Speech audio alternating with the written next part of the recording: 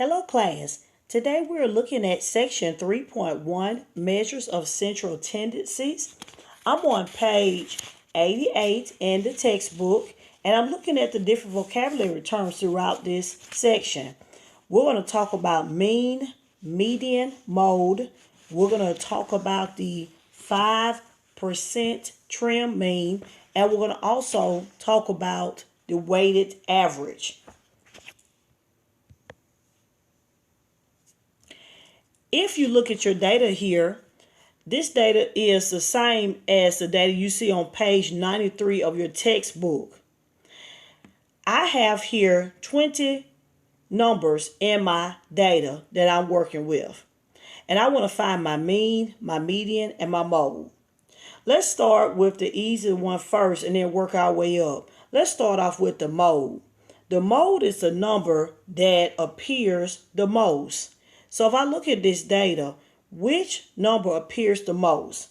Now with mode, you don't have to necessarily put your numbers in numerical order, but it does help. And you're going to have to do it to find the median anyway and to find your trim mean. So just go ahead and get in the habit of putting your data in numerical order.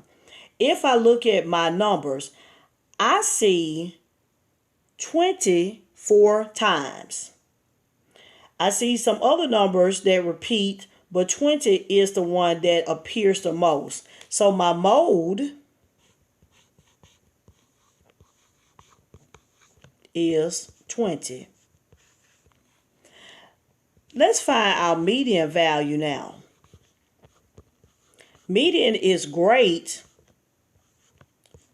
when you have an odd amount of data because you just put it in numerical order and you pick that number in the middle, and that's it. So you're finding median, definitely put it in numerical order, and the number that's in the middle is your median. Very, very easy. Now, when you have an even amount, then you have to find the two numbers that are in the middle, and you take the average of that number. So if I look at my data, I have 20 pieces of data, 20 numbers in there. I need to figure out what are my two middle numbers, and I will see that my two middle numbers is 30 here and 35 there. So what I'm going to do is I'm going to add these two numbers and take the average of the two. So I'm going to divide by 2. If I add these numbers up, we have 30 plus 35, which equals 65. And then we divide that number by 2, and we're going to get 32.5. And that is my median value, 32.5. So mode is the number that appeared the most, which was 20.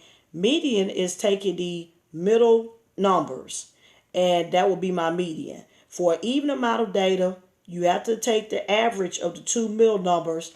For an odd amount of data, it's the number that's in the middle. That is it. Now let's talk about how to find the mean value. So for mean, we're going to use that X and the over bar to represent mean.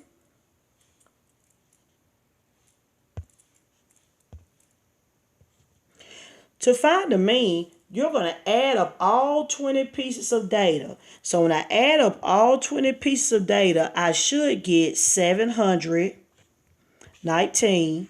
And you divide by how many different data I have, which is usually noted by the variable n. And that is 20. So usually when you see the variable n, that lets you know how many pieces of data do I have. When I divide these two numbers, I'm going to get 36. I want to also show you how you can calculate this on the Desmos graphing calculator. So if you know, I'm on my Desmos graphing calculator, and I already have the answer set up here, and I'll show you how to do that, but I'm just going to show you how to go through the procedures to get to these steps. So I'm looking at line 3. If I click on functions and I go to stacks and I click on mean. After you click mean, you take your 20 pieces of data and type it in. So if I start just typing things in, I will get that mean value, which, as we can see on step 1, is 36. To find the median value, which we just found, you're going to go to functions again, stacks, and then you're going to click on median. And then again, you start typing in your 20 pieces of data. Take your time, use your commas in between to separate the numbers. If you have a number like 1,250, don't separate that with a comma. Just write 1,250. Keep it separate. Keep it like that. Do not write that comma because that's going to distort your answer. If you look at this example, I have 1420, 1,250, and they said the median is 20. But if I put a comma here, it changed the value. So if you have numbers that involve commas, don't type the comma part in because that's going to change that numerical value. So be very careful with that. So that is how you will find the mean and the median using Desmos graphing calculator. If you notice, I have the Desmos scientific calculator as well. And it's very, if you know how to use the graphing, you can use the scientific. So this one's a little different. I'm just going to type in a few numbers to show you how to set it up. This is just doing it more traditional. If we were to find a mean, we know that we're going to add up all the numbers and divide by the total. So say for instance, I'm just going to do some numbers. I might want to add up 12 plus 10 plus 25.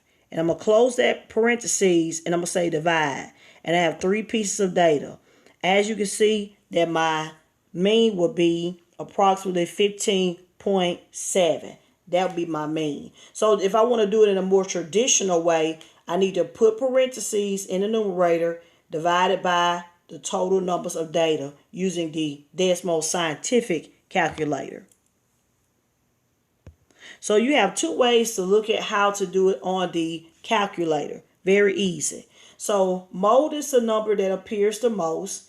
Median is your middle value. And your mean value would be the sum of all your data divided by the total number of data. Okay, now let's go to a trim mean.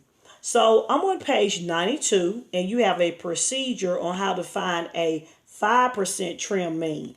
If you do some additional research, it might not be a 5% trim mean. It might be 20% or 10% trim mean. It could be any trim mean, but you're going to do the same procedure. Your percentages might change, but you're going to do that same procedure. So procedure 1 says, order the data from smallest to largest. As you can see, we've already done that.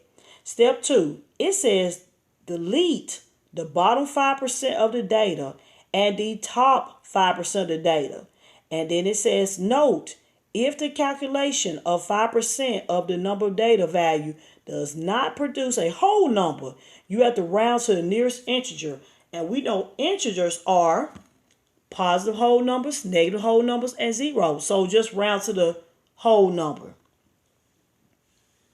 Very easy. And then 3 says compute the mean of the remaining 90% of the data. So the first thing I need to do is I have 20 pieces of data. I want to know what is 5% of 20. So I'm just going to go on my calculators and do a little more practice. I'm on my scientific. We're going to hit that clear all button. 5% of decimal is 0.05.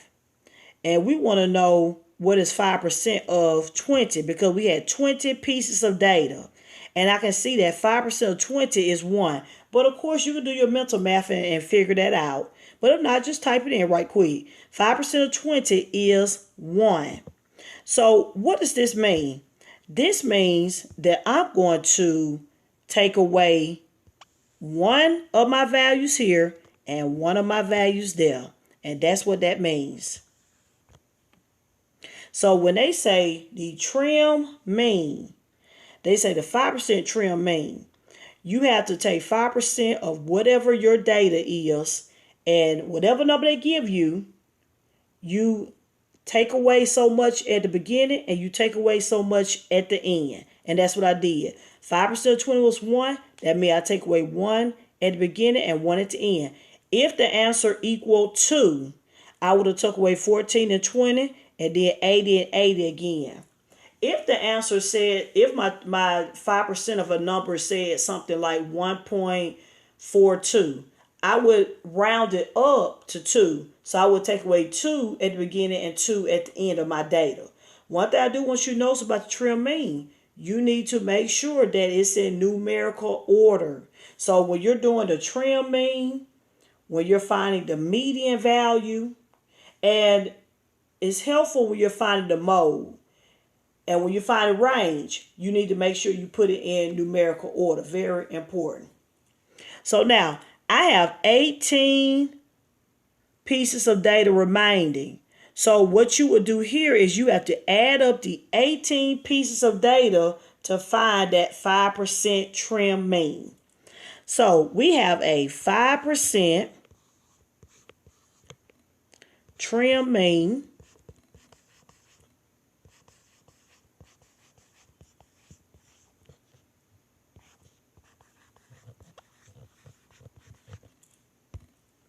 And we're going to use a few notations. So we're going to take the summation, and that means just add up all your data of X. X represents all of your data over N. N is how many different pieces of data you have. We add up all 18 remaining pieces of data. And when I add up all 18, I should get 625. And my N this time is 18 because I took away 2 of them, so I have 18 remaining. And it's going to be approximately equal to 34.7. And that is my trim mean. One good thing about trim mean is that it can help get rid of outliers. So let's talk about outliers.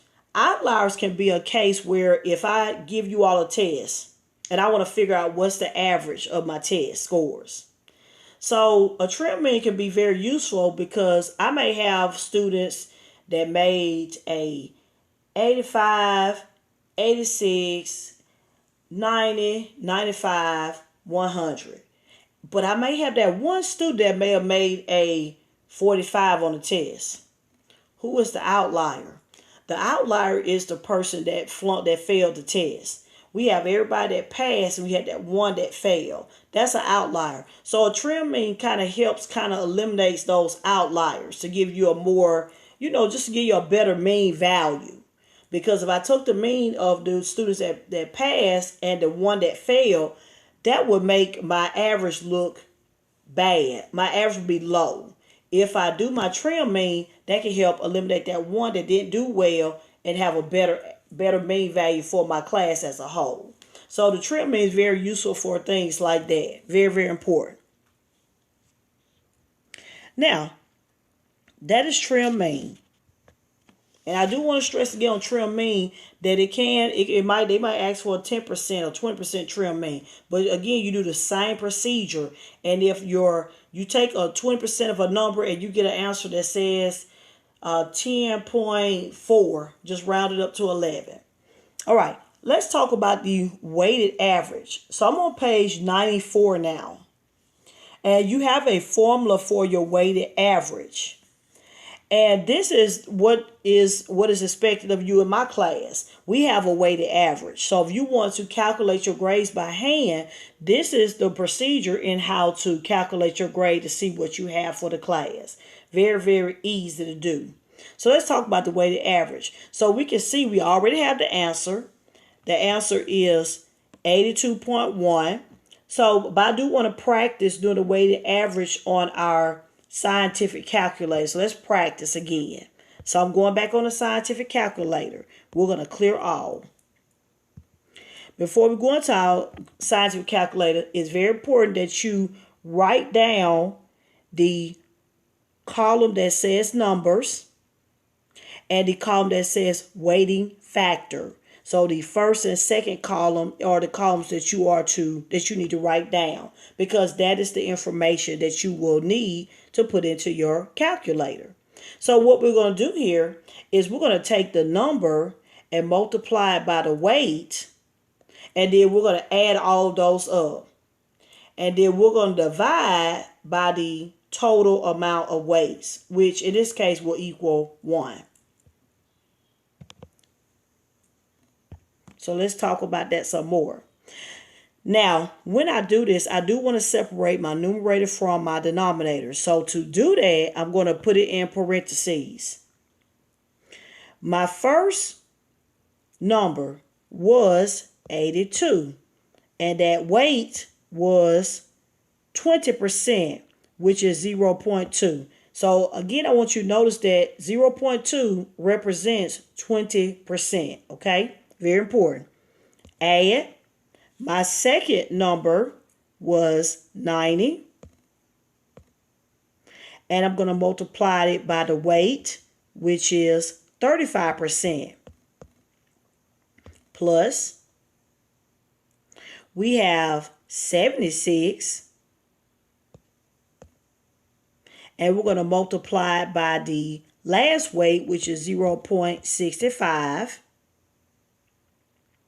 And then we're going to move outside of that curve, outside of parentheses, and hit divide. Now we're going to add all the weights. And all of my weights are all of my decimal values I see here. And really, if you add up 0.2, 0.35, 0.65 equals 1. So if you want to, you can go ahead and put 1.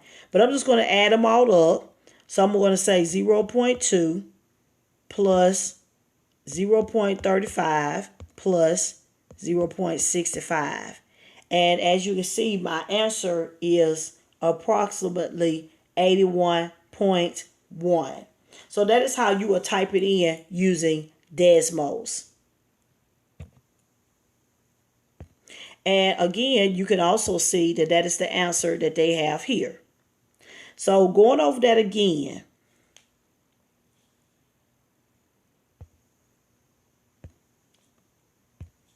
We're going to take the 82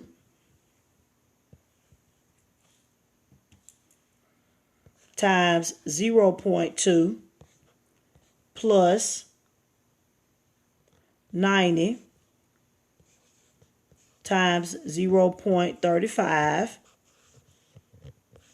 plus 76 times 0.65. And then we're going to divide that by our total weights, which is 0.2 plus 0.35 plus 0.65. And again, we have done the calculator practice. When you put that into your calculator, you're going to get your answer of 82.1. So that is it for this lesson.